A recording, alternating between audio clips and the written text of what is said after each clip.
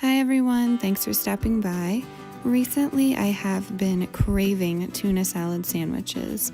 As you may know, they do not suggest taking in any mercury during pregnancy.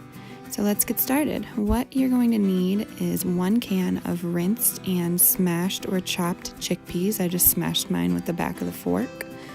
You're going to need half a cup of white onion.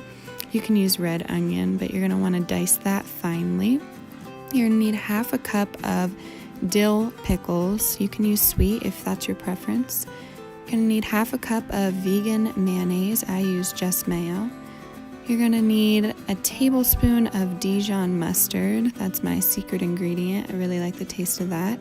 And you're going to need salt and pepper to taste, as well as some onion powder and a little dash of garlic powder.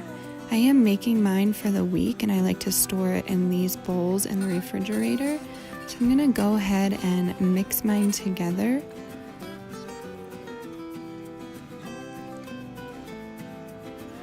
Once you start mixing, you will see the consistency of tuna really start to reveal itself.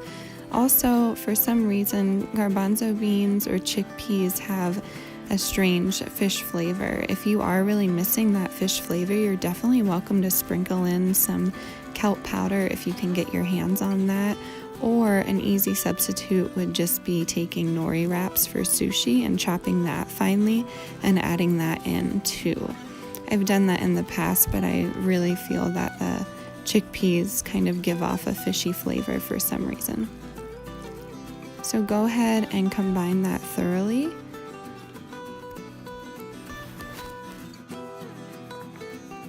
So once everything is thoroughly mixed, go ahead and store that in the refrigerator overnight.